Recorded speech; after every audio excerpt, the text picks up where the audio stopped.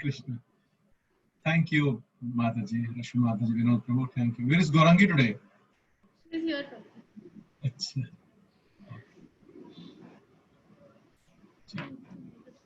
Hare Krishna. Hare Krishna. How are you, Gaurangi? आप जपा पे नहीं आए, बहुत टाइम से सब याद कर रहे हैं आपको. She'll come tomorrow. She'll come tomorrow. ठीक. Hare Krishna, Mataji.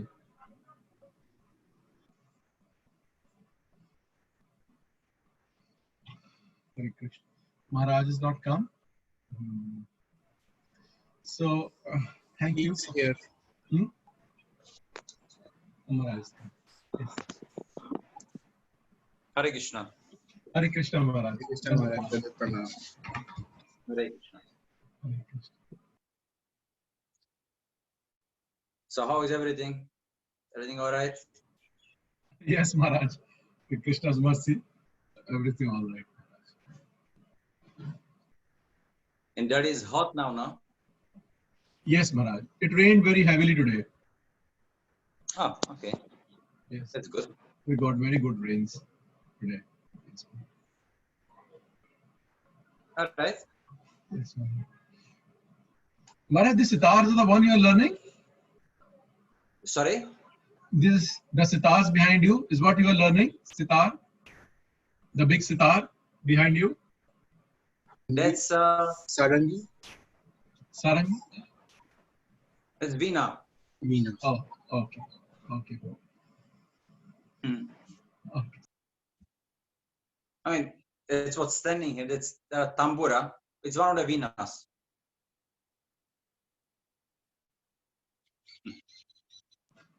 For us, everything is sitar only, Maharaj. Sitar is also a Veena. It's one kind of Veena. Okay, Maharaj. Okay. Yes, Maharaj. So, then we continue with the next one. Yes, Today? Maharaj. Yes, Maharaj. Okay.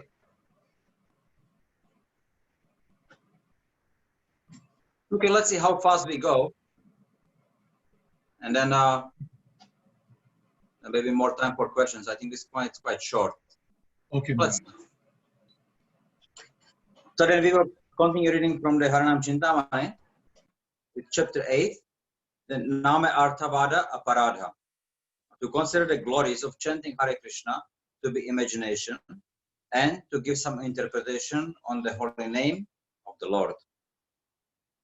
Glory to Shri Gauranga Guru Gadadhar. Glory to Shri Radha Madhava. Glory to the places of Lord Chaitanya's pastimes. Glory to the Yamuna. Glory to the Vaishnavas. Haridas said, O Lord, O son of Sachi, now I will describe the fifth offense to consider the glories of chanting Hare Krishna to be imagination and to give some interpretation on the holy name of the Lord.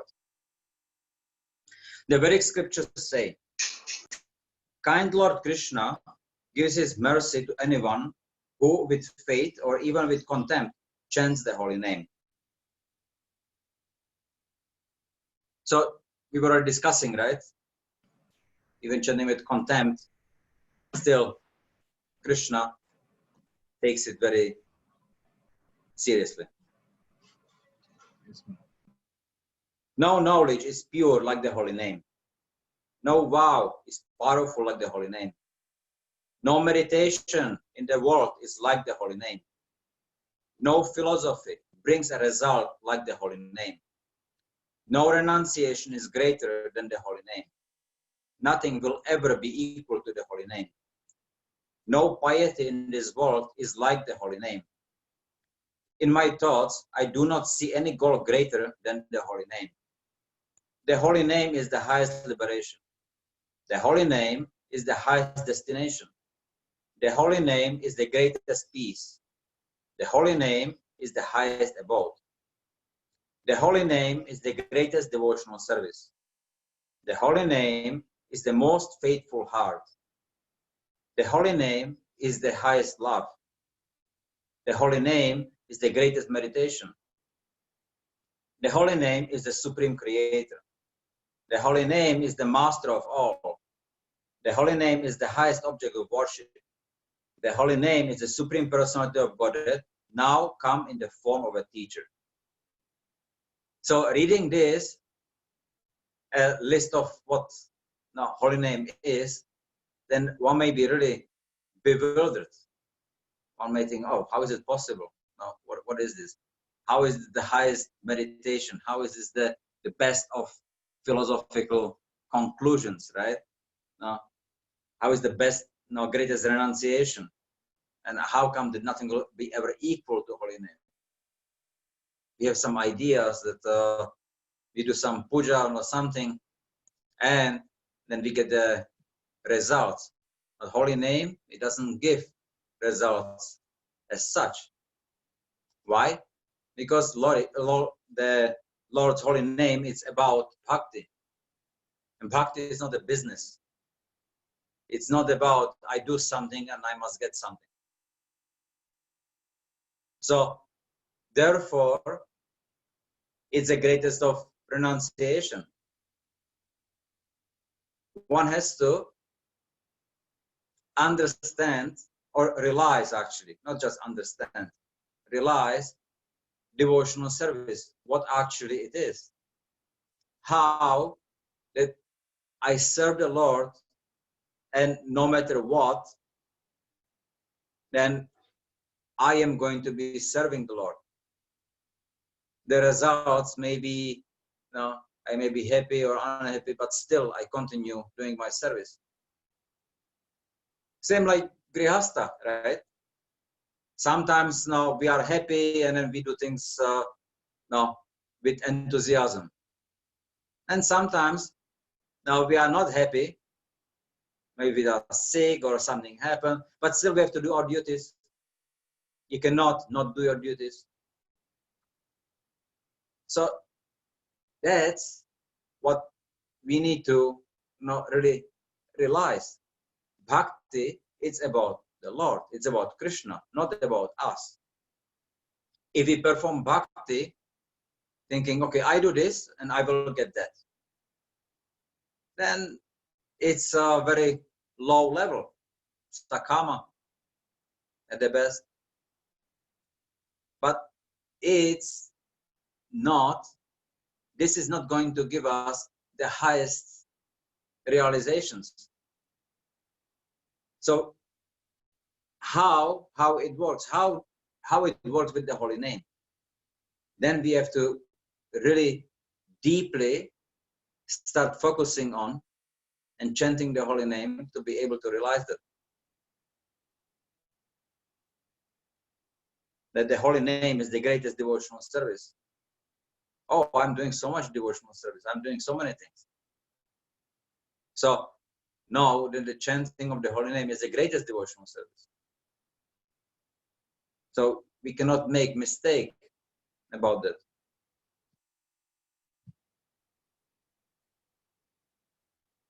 And that the holy name is the supreme personality of God that now come in the form of a teacher. So that's actually the utmost realization.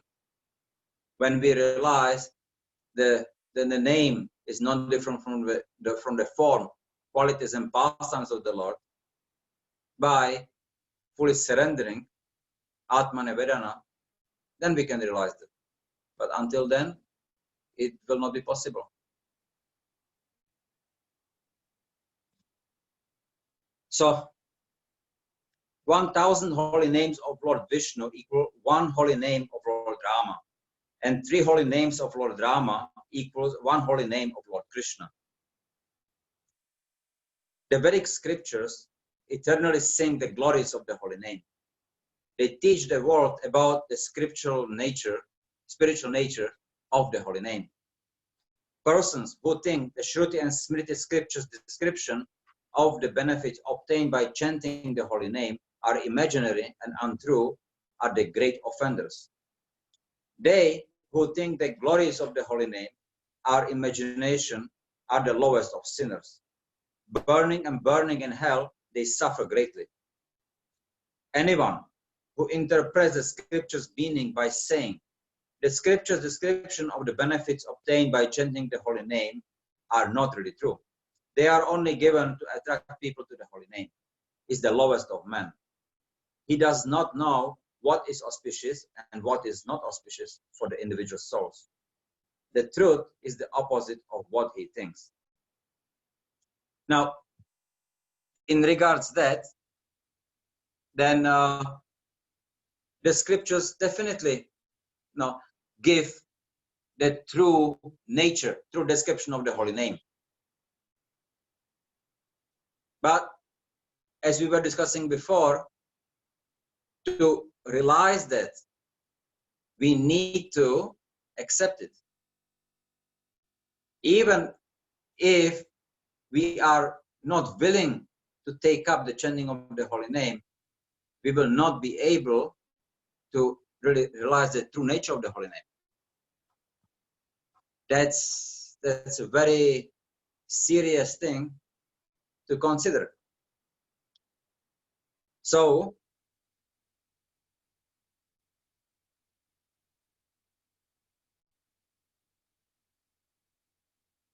and we see, like, for example, then Srila Prabhupada, and he makes like a little slogan, right?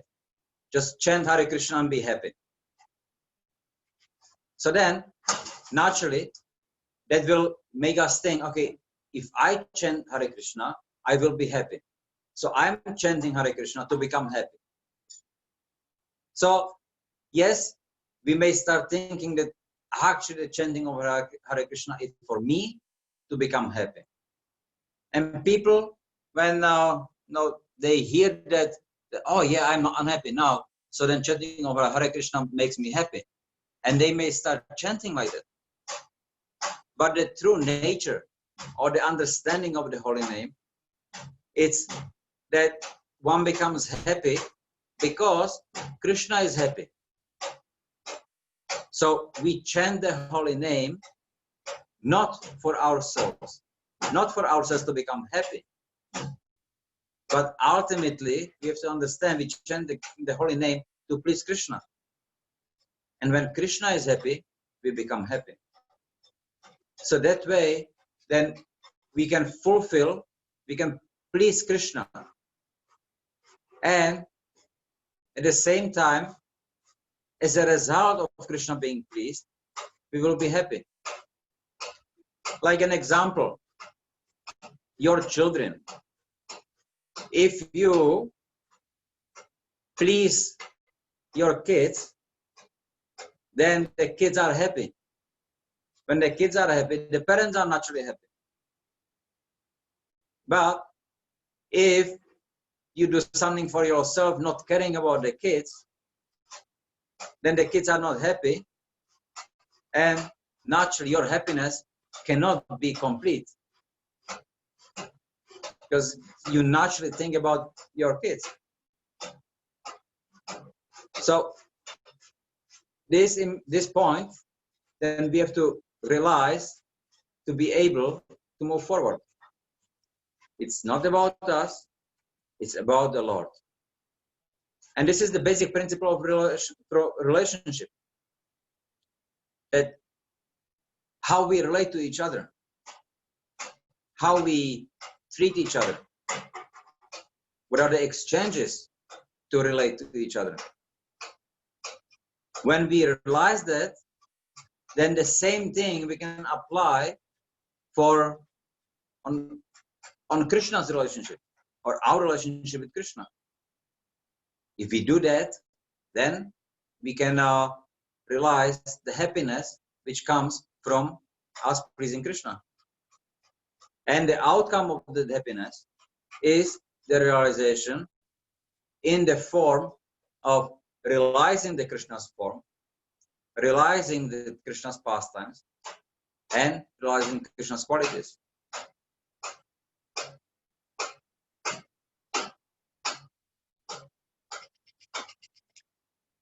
The rascals cheating of offering material blessings as a lure lives in the Karma Kanda part of the Vedas. that rascaldom has no place in the descriptions of the holy name or devotional service.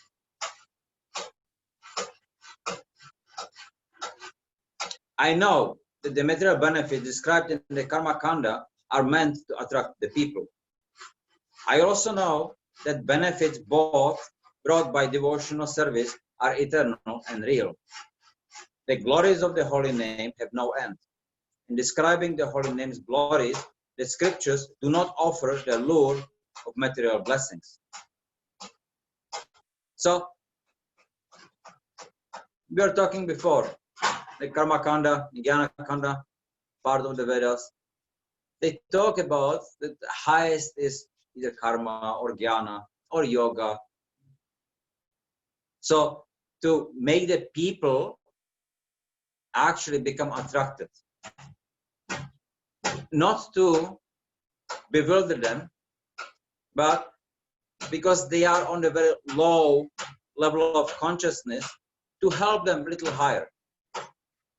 And yes, that process is very slow. Nonetheless, it works. And because it works, then we should not offend the scriptures. But knowing that the process is not of the highest level, and knowing the highest level of devotional service and the process how to get there, not taking it up, it's foolish. So then, that way, then we can consider, now Shastra considers such a person as a mudha or naradhama, because he is full. He doesn't know what to do.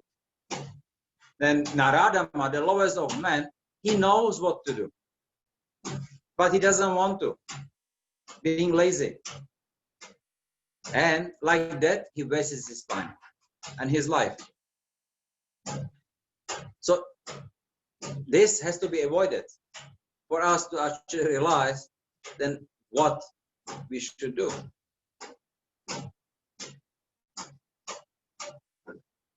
A person who has faith in the benefits brought by chanting the holy name engages in devotional service to Lord Krishna. He renounces the desire to attain material blessings. The performer of ordinary Vedic rituals attain material benefits in the end. Therefore, he is actually cheated. How is he cheated? Because he gets the benefits. He may go to heaven for that. But what's heaven? It's a material world with a little extra enjoyment. And then where do you go afterwards? There is a limit to how much you can spend in heaven.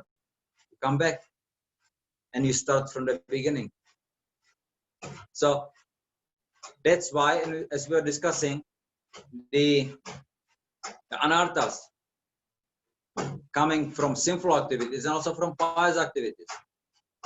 So pious activity in this world, which is meant to take one to heaven, it's sinful. Sinful because it does not tell you the truth, does not give you the real benefit. The real benefit only comes from the holy name.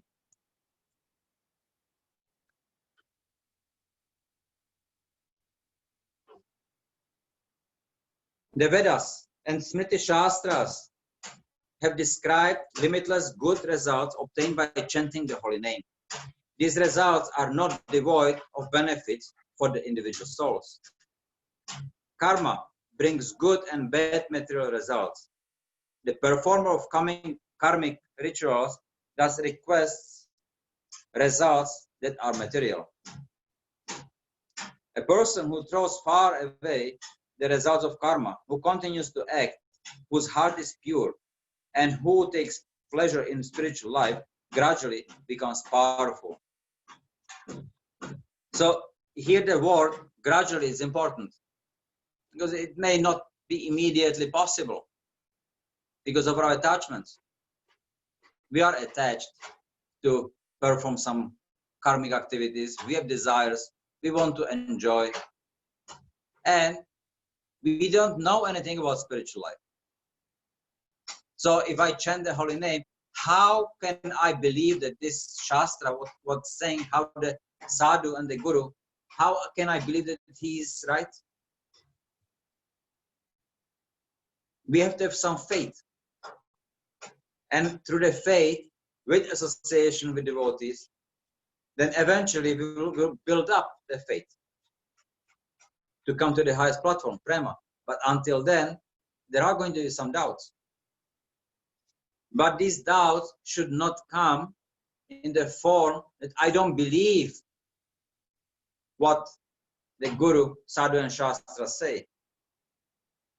So when we have these thoughts, oh, how can I understand, how can I believe? So how can you believe is because the Acharyas has spoken, the Acharya had seen. Now, I may not get the benefit yet. I am not seeing it. But it does not mean that others are not. So that doubt we have, we should not put it on it's not true. That's an offense. The chanting of the holy name is the greatest devotional service. Thinking that it's not, it's an offense, and that offense will keep us from realizing that. So if we want to realize how is it true, how actually it works, for that, then we have to sincerely chant and we have to associate with devotees. Sadhu Sangha and the chanting of the holy name. That's the only way. There is no amount of some philosophical speculation or studies if we actually don't apply it, don't practice it. Everything we do in our life should be so then we can chant the holy name purely at some point.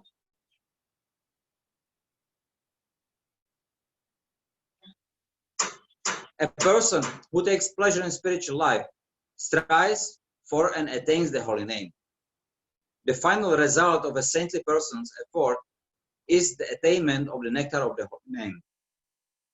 Wandering and wandering in the 14 worlds, even a Brahmana will not attain this result, will not taste the nectar of the holy name. The holy name is the highest of all attainments. How can karmis or jnanis forcibly grasp the holy name? You remember the story of Narada Muni going to visit Lord Vishnu. And on the way, then he sees the cobbler and he sees the Brahmana.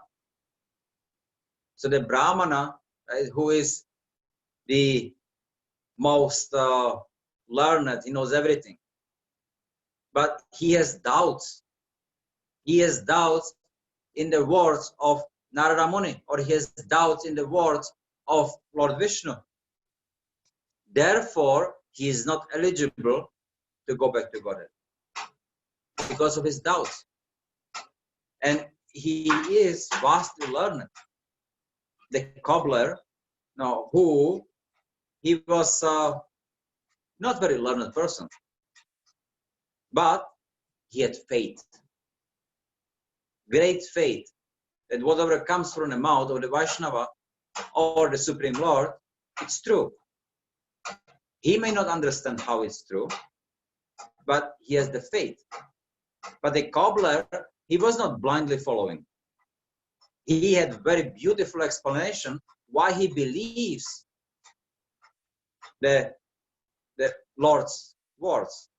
When the Lord said, okay, I'm putting elephant through the eye of a needle. So was the Brahmana said, how is it possible? It's not possible. I don't believe it. But the cobbler says, of course it's possible. I believe it. And Narada Muni, he was astonished because the Brahmana didn't, and the cobbler, how did he?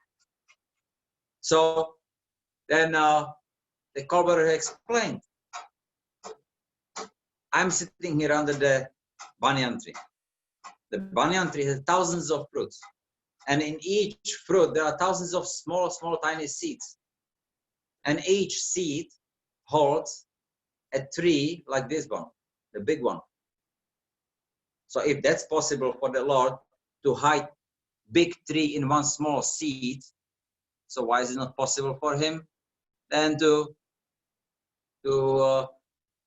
put an elephant through eye of a needle? So do we have faith? Do we believe it? Do we believe that we can actually practice devotional service? Do we believe that we can come to the platform of realizing then the holy name and the form of the Lord are non-different? Do we have faith in that? Or we don't? Or this is for somebody else? No, I think it's too much. And remember now what happened to the Brahmana, the Chakravarti, when he was hearing the description of the glories of the holy name by Haridas Thakur in the house of the Hiranya in Govardhan. He didn't believe, and he challenged Haridas Thakur. That is not true. How can it be possible? You have to do a lot of austerity, and you have to do sacrifices, and then you can get some result. But how is it possible that just by chanting of the holy name you can get all that and more? It's not possible. You are not speaking the truth. He did not believe him. He doubted him. He actually called him that he's not speaking the truth, a liar. So, because of that, immediately he got leprosy. Haridas Thakur, he was sad, and he left the place. But the reaction immediately comes. We should not have doubt in that. And if we have a doubt, then we should try to clarify that now as soon as we can, because that doubt will be stopping us from further going ahead.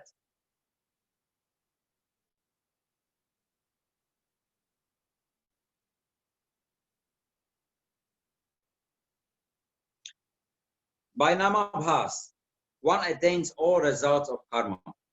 By Namabhas, one meets all the results attained by Gyan. By Namabhas, one attains a greater result. The holy name has the power to give a result greater than what karma and jnana can give. Therefore, the scriptures sing the glories of the benefits given by the holy name. They who purely take shelter of the holy name attain these benefits without doubt. They who doubt the holy name's glories are the lowest of men. By that offense to the holy name, they fall down. That is certain.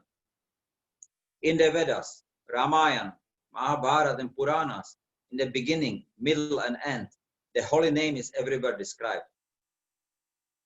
The words of the Shruti Shastra, words that have no beginning in time, describe the benefits attained from the holy name. How can those benefits be exaggeration or imagination?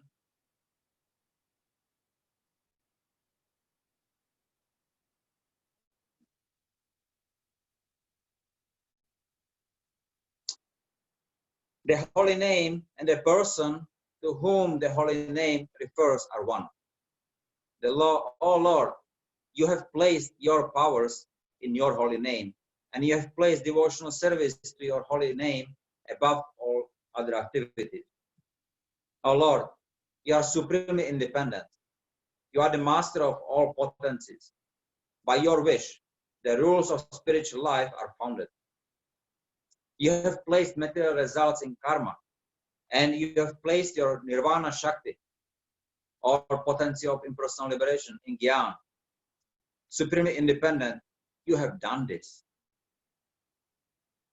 O Lord, whose every desire is at once fulfilled, you have placed all your potencies in your holy name. What more may be placed in your holy name? Therefore, your holy name possesses all powers. Therefore, a wise person will not say that the glories of your holy name are imagination. So we see the mercy of the Lord, how he mercifully gives everything, his potency, his glories, and everything is in the holy name. All we need to do, just chant the holy name, and we attain it. But because it's too simple, we don't believe it. But there is no other way than chanting of the holy name to actually attain the pure devotional service. Just see for yourself how fortunate we are.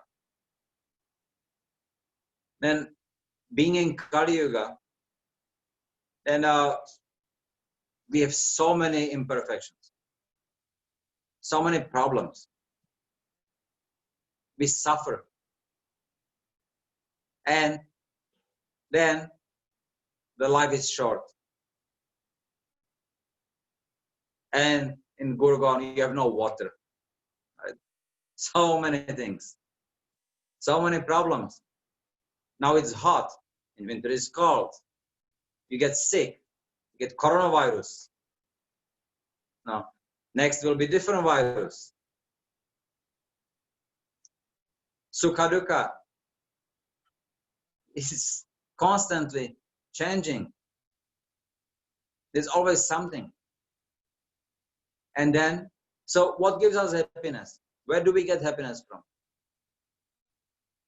Now, everything which we try for, it's temporary.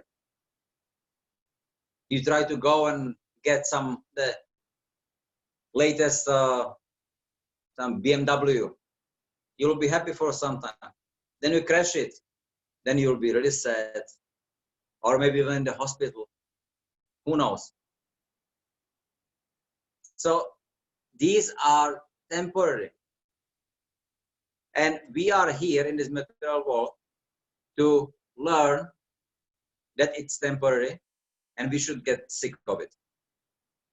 So Kali Yuga, being a bad age, has these benefits that we can quickly realize it.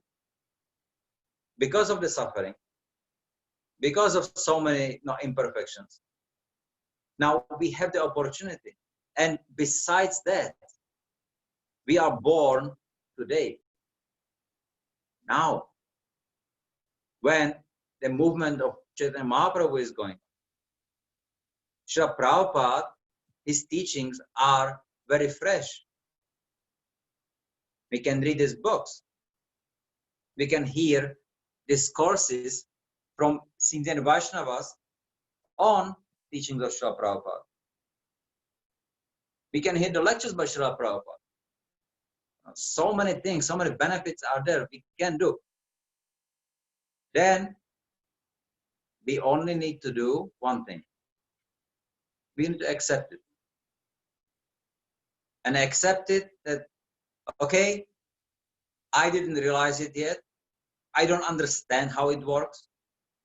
But I believe it's possible. At least that much. Just I believe it's possible. It's not untrue. I didn't realize it yet. But I understand that it does not mean it doesn't exist. And with that, chanting the holy name, trying to pray to the Lord, please, Lord, give me the power so I can understand, I can realize your holy name. Give me the power so I can realize the depth of your mercy. How much you are sacrificing, how much you are doing for all the jivas, how much you are doing for me. Please help me realize that. And we should be crying, in fact. We should be very sincere in understanding, trying to understand, trying to realize the holy name.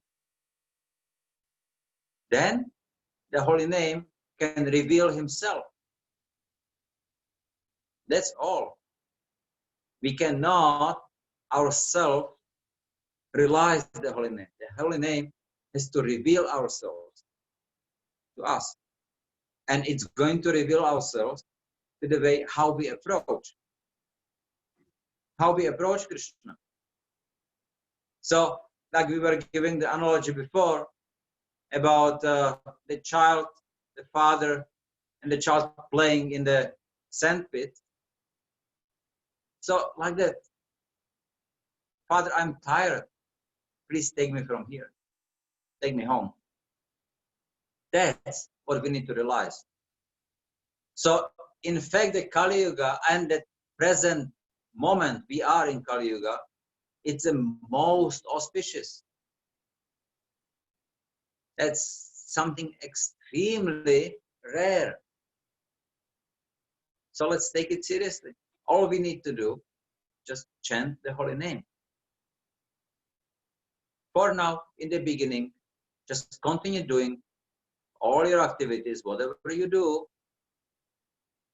with regulated, according to regulative principles, but add the chanting of the holy name.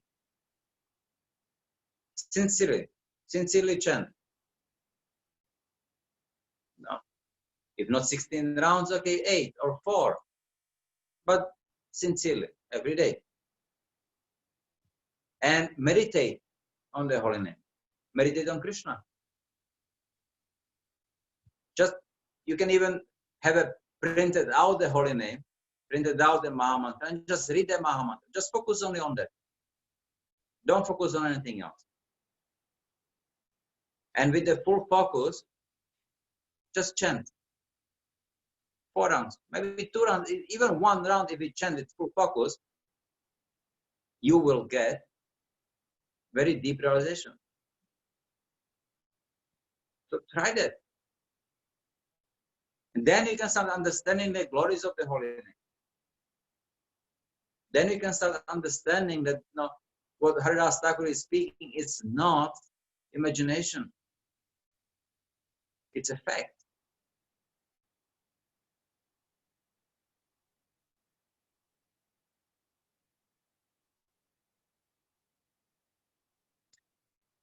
If one commits the offense of thinking the glories of the holy name imagination, one should, placing a blade of grass between his teeth, enter an assembly of Vaishnavas. Staying at the Vaishnavas' feet, one should explain his offense. With a sincere heart and with plaintive words, one should beg forgiveness. Then the devotees, who well know the glories of the holy name, will forgive the offender and mercifully embrace him. Therefore, one should never commit the offense of thinking the glories of the holy name imagination or of giving an imaginary interpretations of the holy name. That offense is Maya's trick.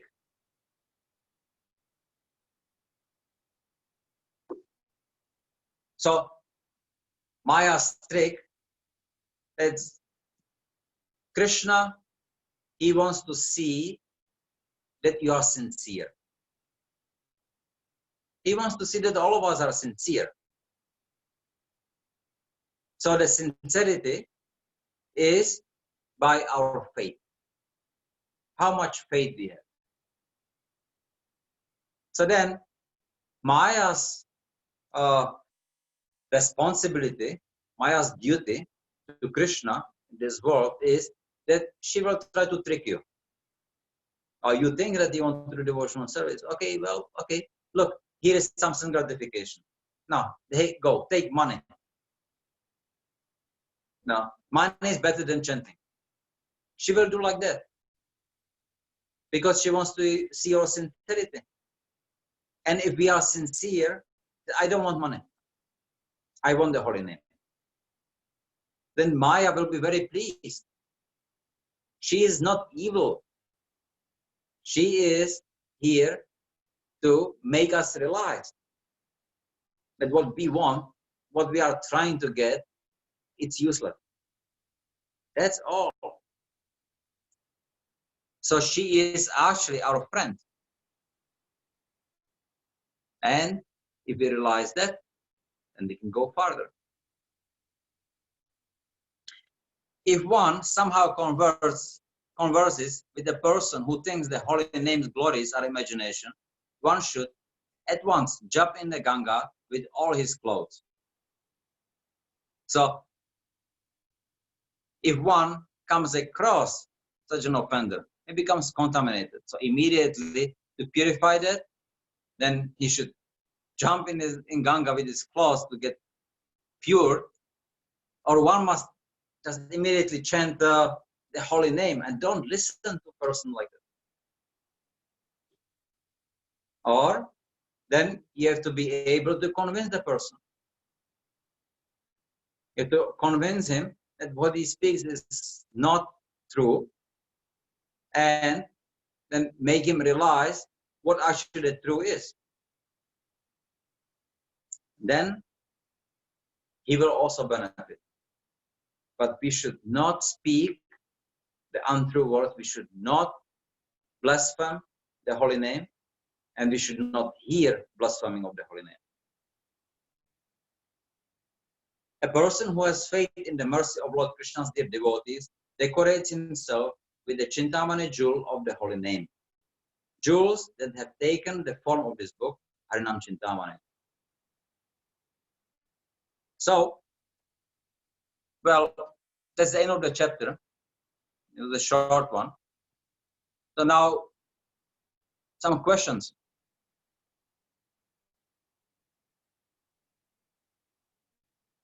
And maybe we can do also questions from previous time, if there is anything.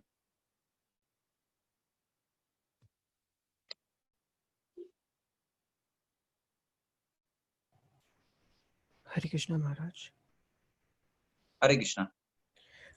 Dandavat Pranam. Maharaj, like if say regarding blasphemy of holy name or scripture, say if it was done in past, for example, say once or twice, for example, and but now it's not being done, so is it still like now consider that that person have committed aparadha, or is it has to be like a continuous thing, then only it is aparadha? See, when one commits an aparadha, so the result of the aparadha is there. But like here, then Haridas Thakur gives the remedy. You come among the Vaishnavas, in the Vaishnava assembly, and you humbly request for a hearing. So, and then you mention what offense you had committed. Understanding that it's an offense, it's already a remedy for how to get rid of. The Vaishnavas seeing that you have realized that you have committed offense, then they will forgive. The offense, it's not much about the result, what you had done. It's about the mentality, what you are thinking of, what you are going to do. Like, that's the problem with the karma in this world. A thief, he steals something. Then he gets caught, he goes to jail. The jail is meant to correct the thief. Now, if the thief corrects himself and he will not steal again, then he had gotten rid of his anartha and he's safe. But then most thieves, they will not get corrected in the jail. So they go out and they will still start thinking about how to steal some other way. What else to do? They won't think of a correction. So the mentality stays there. So prayaschita in the material world, the material prayaschita, it's not sufficient. it only gives, it purifies the result which one may have committed, one sinful activity. But it does not purify the mentality of the person. So that's why now you see many of the people in general, they go on with sinful activities. Then they can perform some praschita and thinking, okay, so I have got rid of the results of my sinful activities. I can go on again. The Christians, you can be sinning the whole week. Then you go on Sunday to the church and you confess to the priest, and then you are supposed to be purified. So you can go on with sinning for the next week. It's bogus. It's like Srila Prabhupada compares it to the elephant bathing. The elephant takes bath, and after taking bath nice and clean, and just put mud on himself. So it is useless. So we have to avoid not thinking that way. So what we need to do, we understand that it comes from the anarthas. So the praschita doesn't purify the anartha. So we have to work on the deep level, on the anarthas, Cheto Darpana Marjana. Then only we can make sure that the mentality is purified, so we will not want to commit it again. So with Aparadha, it's the same.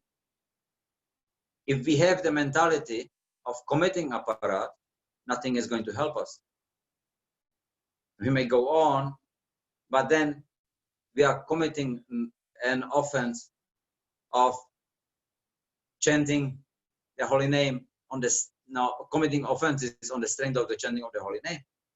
Because we may just think, oh yeah, well, I'm committing Aparadha, but if I chant the holy name, it will be all purified because holy name is all pure. So then we are entering into another very serious offense.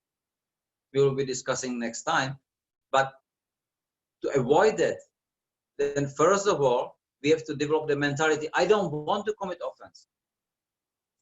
And then I regret committing this offense, and please give me a remedy.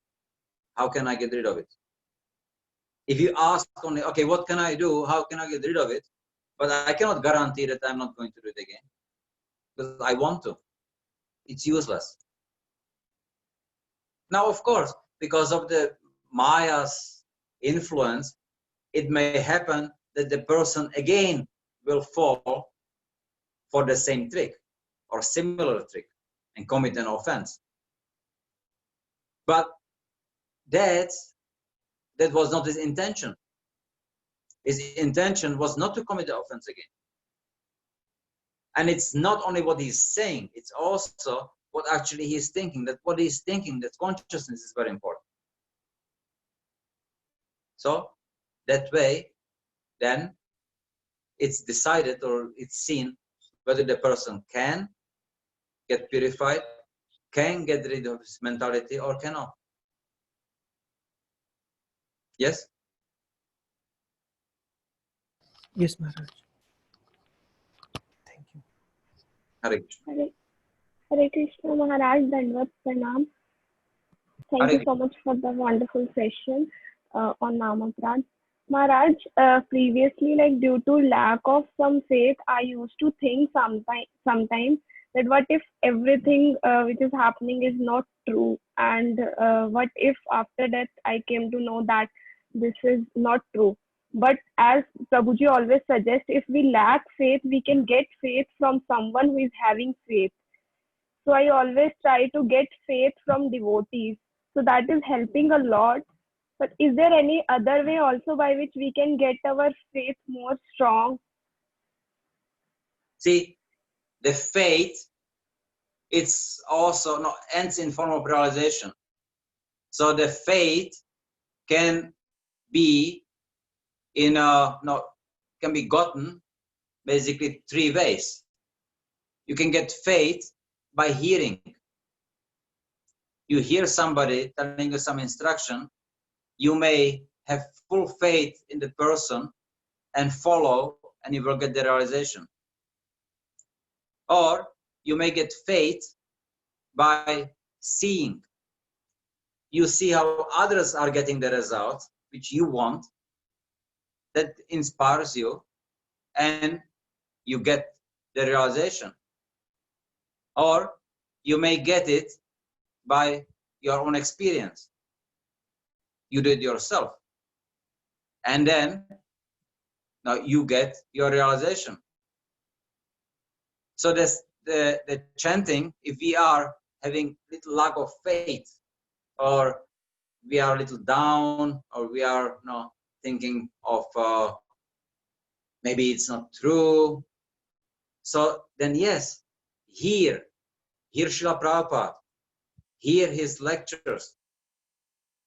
Then you go and associate with the devotees in your community. Hear them. They will explain. Listen to them. Then if that's still not giving you enough of the faith to continue to go on, then you have to practice it yourself as is prescribed. Srila Prabhupada, he gave us very clear description how we should chant. You chant the holy name and focus only on the chanting. Don't do anything else. So try that. Then your faith will increase. There is no doubt in that. And now, if you have a doubt, if you are not getting the results which you thought that you should have got, then something is not right. You are not doing it right. Then you should sincerely start thinking what it is and start discussing with the senior devotees about why, what are you doing wrong. So try that. Association with devotees, try to please devotees. Do something to please devotees. Then you will get naturally more faith. Do you understand? Yes, Maharaj. Thank you so much, Maharaj. Hare Krishna. Hare Krishna Maharaj. Maharaj, there is a question. It's from Ronnie Prabhu. He's asking, we discussed yesterday in Guru Avagya that for one to be able to realize the instructions better, one must have a proper service attitude. And he says, my question is how to avoid the attitude of doing any seva grudgingly. How to avoid, seva in grudge. Why would one do seva in grudge? Can you explain what you mean by grudge? Hare Krishna Maharaj. Like I may be facing some difficulties in doing that, or I am not comfortable in doing that seva, something like that. But still, if there is a seva, but I just don't want to give it up. So how to improve that attitude? See, this is not the problem, because now mood. Everybody is different mood, not different times. Everybody has a bad day sometimes, but it's your duty to do it. So you do it out of duty. Not maybe because you're enthusiastic, not because you like it, but you do it. You're sick. And then in the morning you have to get up because you have to go work or you have to do something. So no, you are not going to make an excuse like a little child. Oh, I cannot get up. No, I have a little cough and I don't want to get up. That's what the mind is going to keep telling you. But with your intelligence, you understand, I cannot do that. I don't want to do that. So you get up and you keep doing it as your duty. So you may be a little bit grumpy, but still you do it. So that shows that you are, you have the strength. You are using your strength properly. So you still get the benefit of doing devotional service. There's no fault in that. But as you are doing, the day progresses, then when you are doing that, you will start feeling that, yeah, even though I was affected, I had a problem, but yeah, I still did it. That makes you strong.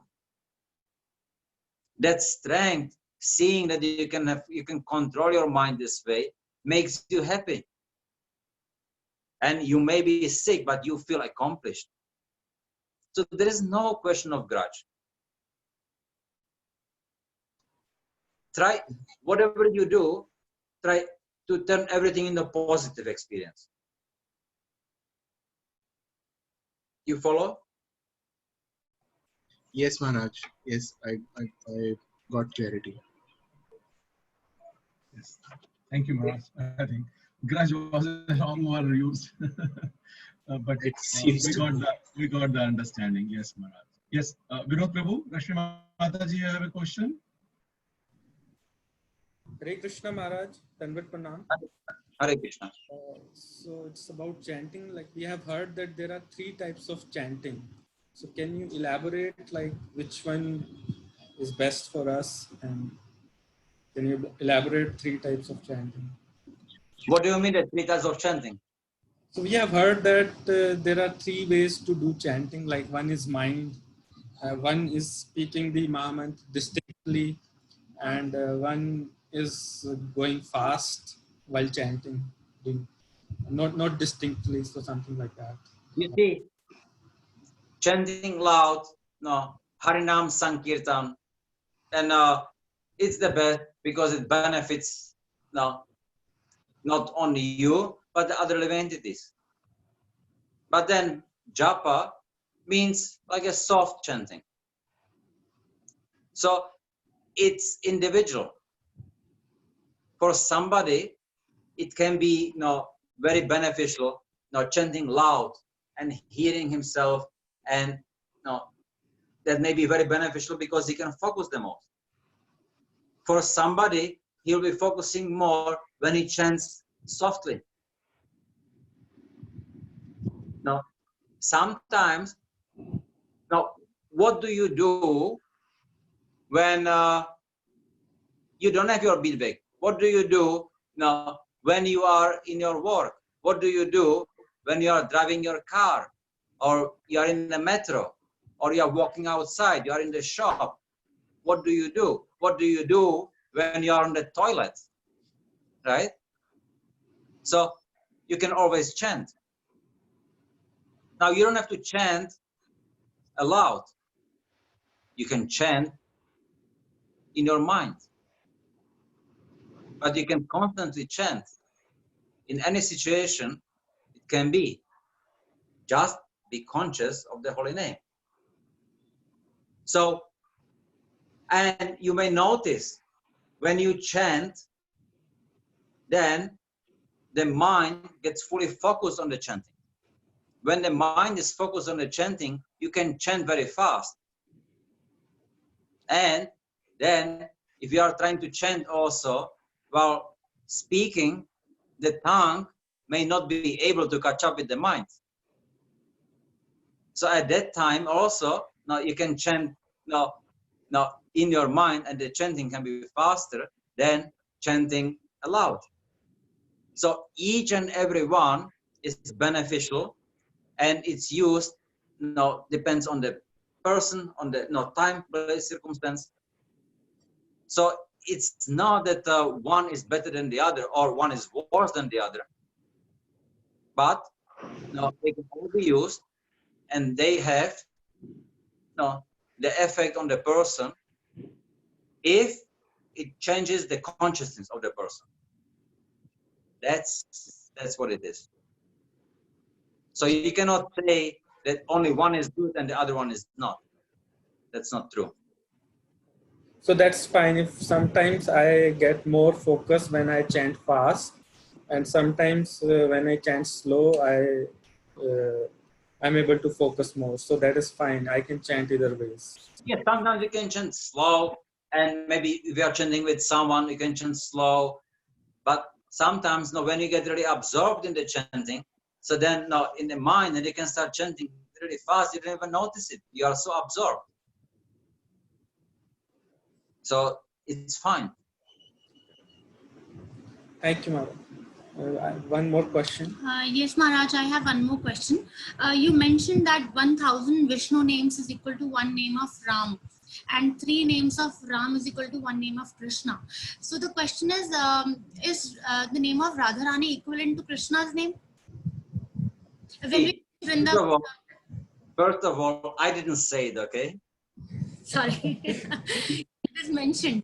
I was saying. Yes. Now, then these are because of the rasa. So then, now for us, Krishna's name is the highest.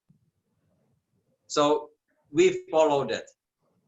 Now, Lord Vishnu's name or Lord Ram's name, they have the great power. But they have also unlimited power.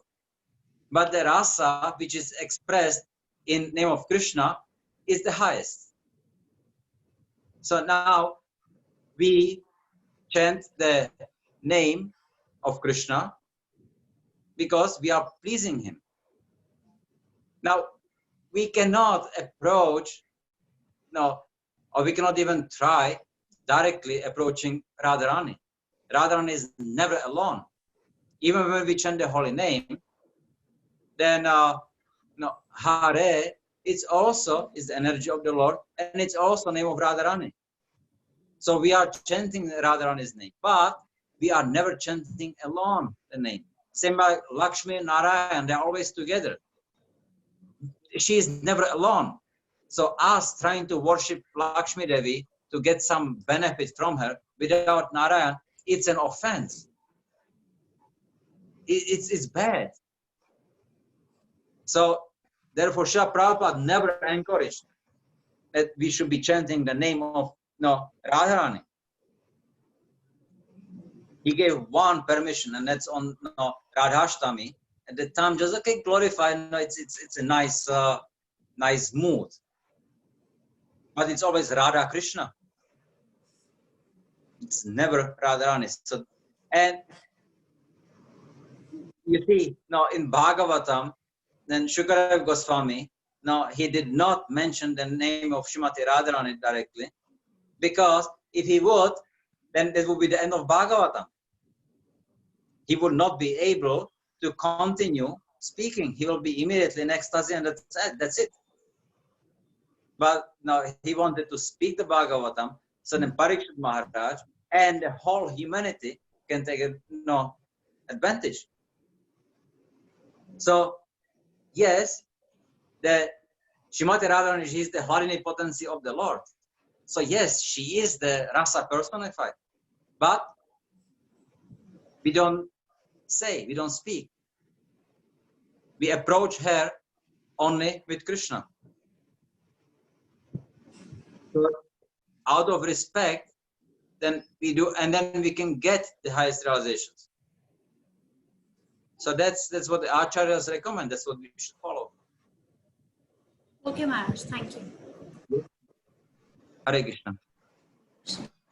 Okay, I think we will end here. Yes, Maharaj. Thank you so much, Maharaj. Very nice to hear all these wonderful shlokas and their explanations from you. Thank you so much, Maharaj. Okay, thank you. Hare Krishna. Hare Krishna.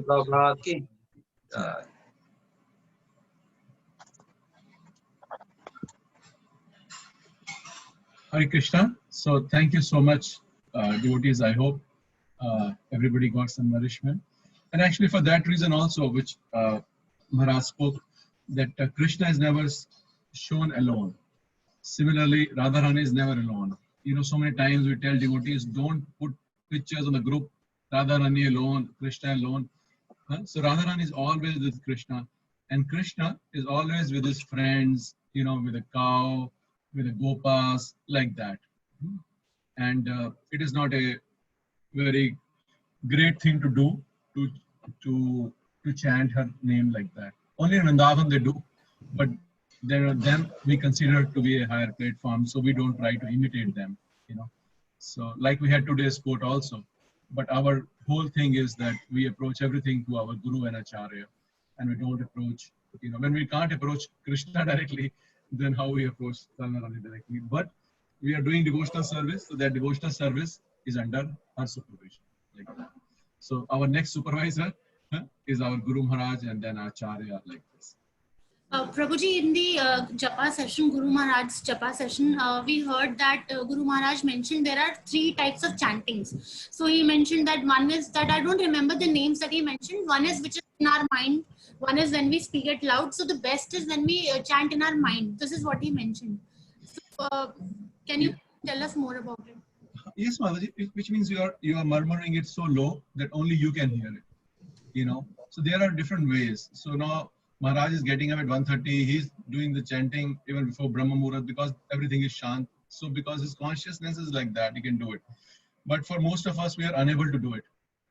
So like Maharaj said, you know, it at our stage it sees because our chanting goes up and down. You know, so whatever works for us at a particular time, we should do. But the basic understanding from Prabhupada is to chant loudly. You know, that we should be able to hear it from our ear. That we must do, because otherwise we will just fall into illusion. I'm chanting, I'm very well, but we will not be. So we can't imitate them. So, you know, like Guru Maharaj explained, because their consciousness is much higher. And I think it was Jayapataka Maharaj who once said that how when the mind goes out, one should chant fast, because the mind is going out, you know. So now if you chant fast, it is like, you know, you're driving driving a car 40-50 speed, you don't bother so much because you are in overload. But when you're driving fast, you have to be very careful, because now I'm driving at 100, 120, like that. So when we and I find it works with me, when mind goes out, just increase the speed. So then by increasing the speed, the mind doesn't get time to think or go out. You know, it brings the mind back. But everybody is different. That's what Maharaj said. Then whatever works. Sometimes devotees chant very loudly. Sachidananda Maharaj also said that Prabhupada told him to chant loudly whenever mind goes out. And Sachidananda Maharaj said, I used to chant very loudly in Germany. And devotees used to get disturbed. So they complained. So then I think it was Prabhupada only who told him, you go out and chant then loud. So Maharaj said, I used to go in the park and chant very loud because my mind would not, you know. So it worked for him. You know, it may not work for us. So thing is that whatever works for us, Mataji, where we get we are able to hear or concentrate on chanting like this. Thank you, Prabhuji. Krishna Prabhuji, there is one question if I can ask. Yes, Mataji. Prabhuji, why there are 16 names in Maha Mantra? What is the reason for 16? Mataji, there are many esoteric reasons, but the basic reason we can understand it, that it is given in the Shastras like this. It is, the Brahmaji says in the Upanishad, it is a 16 word mantra. So like that, you know. So, but there are explanations also, but they are more, you know, at the stage of bhava and higher esoteric. But, you know, for us, the reason means because Shastra says this is the mantra. You know, now we may say why Krishna has 3 words.